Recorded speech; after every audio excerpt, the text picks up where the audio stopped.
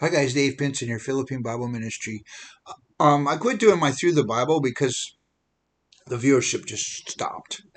I was up to like 9 and then it dropped to 3 and I'm like, I'm done. I'm not doing it. But then I'm gonna try again. I'm gonna try and I'm gonna put all those the original ones I did. I'm gonna make a what do you call it?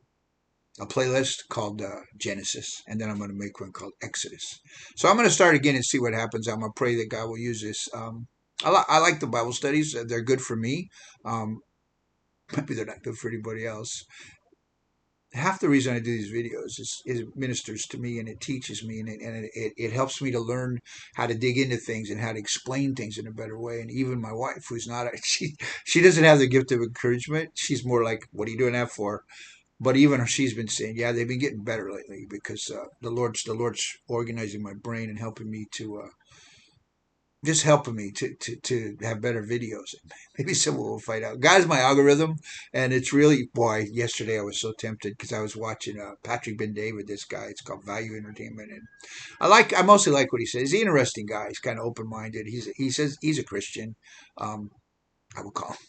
I don't know what kind of Christian, but he's a Christian, and but he's all about the big thing and getting marketing. And he's talking about how we're losing the youth to the anti-Israel and this and that and the other. And he's probably right. I don't know. I don't worry about such things because God is my algorithm, right?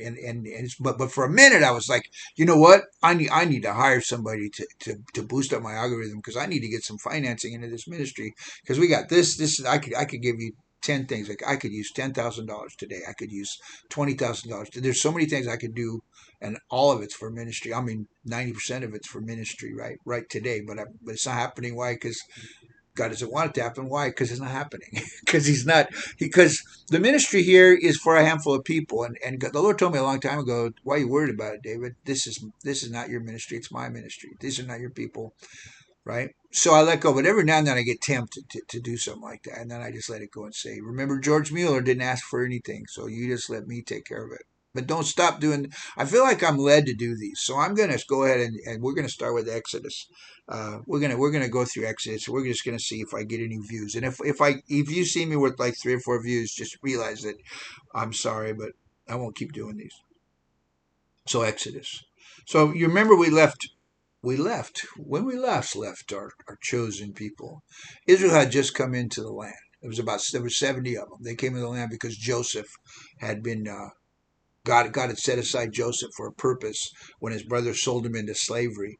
God gave him a vision, and because he shared that vision, partly because his father wasn't favor anyway. So he got put into slavery, and then he saved all his people during the famine, and Pharaoh had all that stuff. And so Joseph becomes like the number one, number two guy in all of Egypt, right behind the Pharaoh, right? And his family comes in, and they're given this land of Goshen, and they're taken care of, and they prosper, and they grow, and they prosper. But then it says, there came a time. There came a time when the Pharaoh didn't know Joseph. So there came a time when, just like today, the history, people don't know the history. People have all kinds of weird ideas about who America is. And I'm not going to get into politics, but I'll tell you this. People don't know history. They don't teach history in the school anymore, it seems like, because people are very confused about the history of America and the history of the world and this and that. So there came a time when the Pharaoh didn't know who Moses was, right? And during this time, they made them slaves. So so here they are, they're in Goshen, and I gotta get a, and then all of a sudden somebody says, "Hey, wait a minute, why are all these Hebrews here? What? There's a lot of them, man. So let's make so they enslaved them and they used them to build these cities. They built the city of Ramses. They built a lot of stuff. So they were the slaves. Right?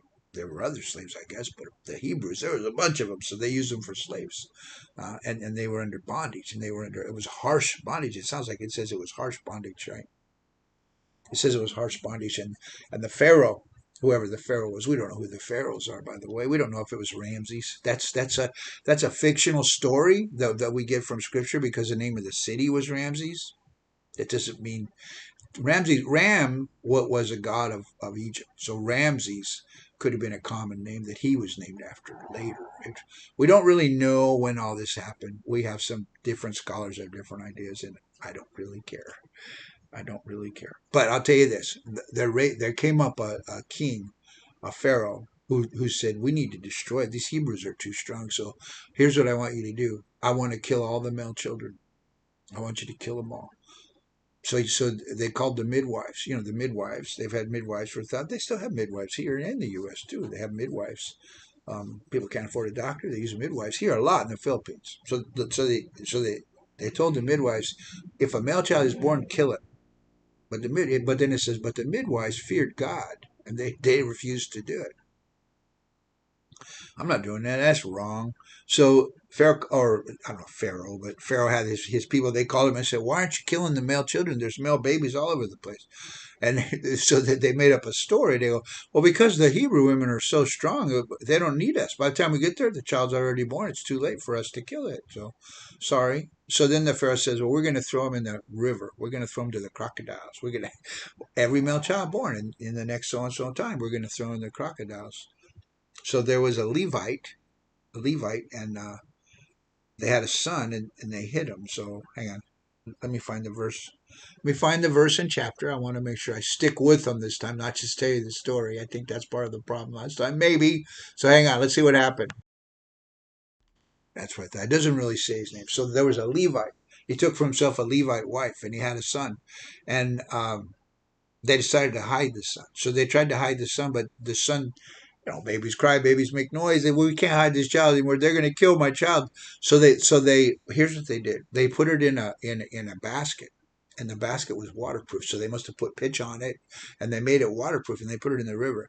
Now, but I want you to understand the story. If any of you have seen the movie The Prince of Egypt, it wasn't like that at all. It's not like they just let it go in the river. Why? Because his sister saw what happened. So apparently it sounds to me like, just using logic, using my brain a little bit, it sounds like they put it in a basket, and they knew where the Pharaoh's daughter was taking a bath every day or whatever she was bathing over there, and they just pushed it in that direction. And then his sister stayed back and watched, right? Because when Pharaoh's daughter saw the baby, even though she knew it was a Hebrew boy, she wanted to keep it. So she adopted him, and she named him Moses, means drawn out of the water. And then Miriam showed up. She goes, and Miriam just happens to walk by and goes, "Oh, you found a baby, huh?" And she says, "Yeah, do you know anyone that could nurse this child?" I can't nurse this child. I can't nurse this child. I don't have a child. She goes, "Yeah, I think I might happen to know someone." So here's the thing to the story that they neglect to tell you in the movie The Ten Commandments, in the movie The Prince of Egypt. And I haven't really seen this part shown, but this is what really happened. His mother then breastfed him. His mother took care of him. So they didn't really lose their son. And here's the thing you might not know about the Hebrews in those days. They would breastfeed the child till they were like 3 to 5 years old, until their teeth got in the way, I guess. A long time. They would breastfeed them a long time. So when you think about that for a minute, that means that he knew that he was a Jew. It's not like in the movies where, or even in those two movies, he didn't know, and then he discovers it, and then he's, oh my gosh. So I think Moses knew that he was a Hebrew, but he still grew up as a prince of Egypt. He was, because he was the adopted son of the princess, right? Now, as far as him being the one that was going to be the leader and all, they made all that up. That's all made up. So that's not what happened. What happened was, one day he grew up, and he was a young man, and he had favor from everyone, and he was very, apparently he was really smart. He knew what he was doing. But one day he saw one of the slave masters beating one of the Hebrew slaves, and he killed him. It says he threw him down and he died. So I don't know if he purposely killed him, but he killed him, right? And then he buried him in the sand. And then the next day he saw two of the slaves were arguing about something. He goes, "Hey, what do you guys do? Stop it! Don't be arguing. What do you guys do? Beat each other up?" They go, "Oh, you're going to kill us too, like you killed the Egyptian soldier, whatever he was." And he goes, "Wait a minute. You know about it? Everybody knows about it. Oh my gosh, Pharaoh's going to kill me, because you weren't allowed to touch Pharaoh's people. You weren't allowed to kill them. And because he defended the Hebrews, he was in trouble. So he ran away. He ran away to the desert. He wasn't like in the movie. He wasn't banished or anything like that. He ran away, right? And he comes into this watering hole, and he sees these women are leading these sheep, and they're trying to water the sheep. Does this sound familiar? So there's something to it. There's some meaning to this thing about watering the sheep, because if you remember, was it Isaac, when they went to get Isaac? Remember, Abraham sent his servant to go get a bride for Isaac, right? And she was watering. It was a watering well. There was sheep at a watering well, and a woman, and chosen woman, and that became his wife. She brought him Rebecca, right? And then the same thing with Jacob and Rachel. So he goes there, he goes to the land, the same place, the same watering hole probably, and here the sheep's come, and it's like, oh, what is your name? Oh, my name's Rachel, and I'm your, oh, you're beautiful. You marry me, so we have this thing about the well that happens, and Moses is there, and he's just like probably getting a drink. He's, oh, I'm thirsty, man. And the sheep come up, and these men come in and start chewing the sheep away, and giving the women a hard time because there's no one there to defend them. So Moses stands up and defend them, and they're so excited, they're so happy, they bring Moses back and introduce him to Jethro, their father, a priest of Midianites. The Midianites are not Hebrews. These are not different people. Kenites, they're called also. I think somewhere in Scripture it says that they may even be from Africa, like not the people, but Jethro himself may be from Africa. And that may be true. I think it is true. Memory serves me right. I'll have to go look that up for you. Doesn't matter where they're from. It really doesn't, because God's not racist. He doesn't care where people are from. But at the end of the day, they weren't Hebrews, right? So what happens was Moses decides to stay with these people, and Jethro really likes him, and Jethro gives him his daughter, Zipporah. Um, and Moses is there for 40 years. Now, Moses was 40 years old when he left Egypt, when he gave up his princedom, right? And he left Egypt. And then he meets this woman. I think he has two sons, and he's a shepherd, and he's just out shepherding the sheep, and he's just living a normal life, and he's 80 years old. He's 80 years old. He's out shepherding the sheep, and just living a normal life. And he's like, this is good. I have a wife. I have a couple of kids. I'm simple life. Jethro's a nice guy, and everything's cool. And then he comes upon this burning bush, and this is where I will actually go back into Scripture, make sure I get the verbiage right, because this is important. This is like the most important, one of the most important parts of the story. Hang on a sec. I'll be right back. So we're just going to do the introduction part, and then we're going to pause it for today. Stop it for today. Exodus chapter 3. Moses was tending the flock of Jethro, his father-in-law, the priest of Midian, and he led the flock to the back of the desert and came to Horeb, the mountain of God. This is important. Write this down. This might be important later. Horeb, Horeb, the mountain of God, the place where they believed that God dwelt, right? And the angel of the Lord appeared to him in a flame of fire from the midst of a bush. So he looked, and behold, the bush was burning with fire, but the bush was not consumed. And Moses says, "I'm gonna go check this out." He goes, "Wait a minute. That bush is on fire, but it's not smoking, and it's not. It's just like it's a strange fire. What is this?" So he goes over there and checks it out, right? And then it says in verse 4. So when the Lord saw that he turned aside to look, God called to him from the midst of the bush and said, "Moses, Moses." And Moses said, "Here I am." Very important. When God calls you, you answer. Then he said, "Do not draw near this place. Take your sandals off, for this place is holy ground. I am the God of your father, the God of Abraham, the God of Isaac, and the God of Jacob." And Moses hid his face, for he was afraid to look upon God. Verse 7. And the Lord said, "I have surely seen the oppression of my people who are in Egypt, and have heard their cry because of their taskmasters, for I know their sorrows." So as far as we know, the Jews in Egypt had mostly forgotten their God, right? But they did cry out to him. So they heard the stories, right? They must have heard the stories of the verbal tradition. This is what happened to Abraham. This is what happened to Jacob. This is God took care of them, and da da da da da, right? This is what happened to Joseph, right?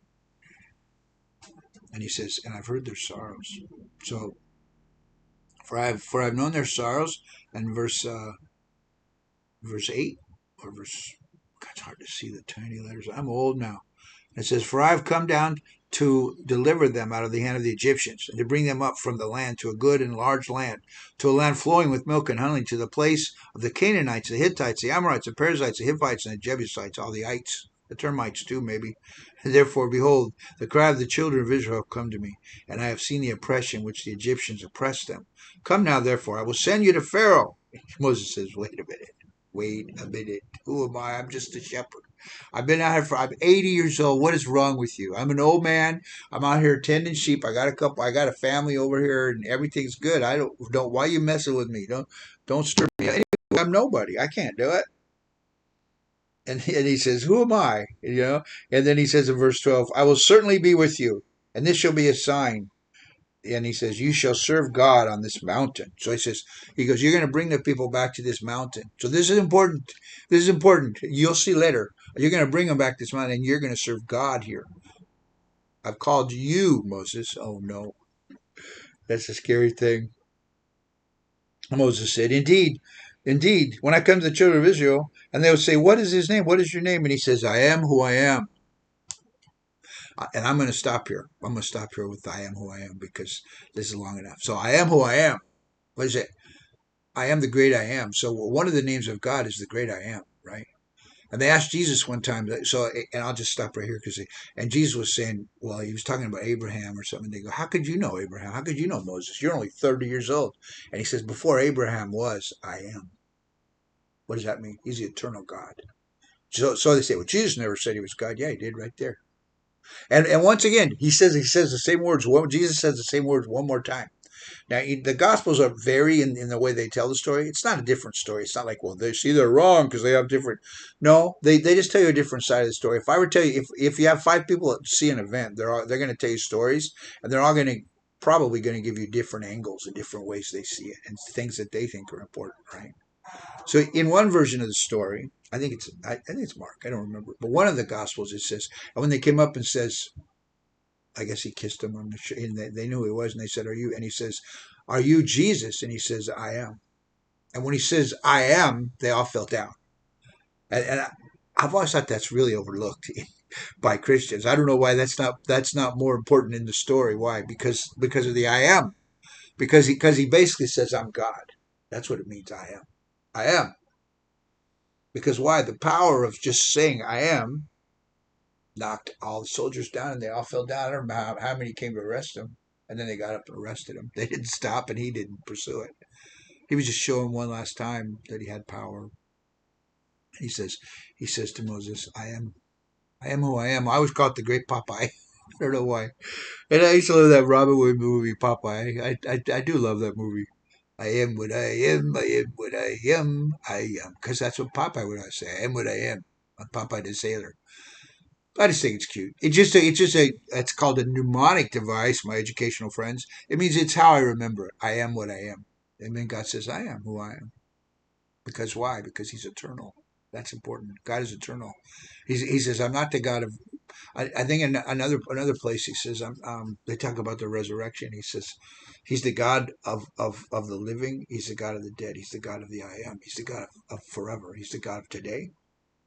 He's the God of tomorrow. He's the God of forever. But he's the eternal now. Mm. What is abundant life? It's the eternal now. It's being in his will in the eternal now. So I'll just close right there, right here around Genesis 3, where Moses finds out that, and that's not really a name, that's more of a title, that the God of his fathers is the great I am. God bless you guys. Ta-ta for now.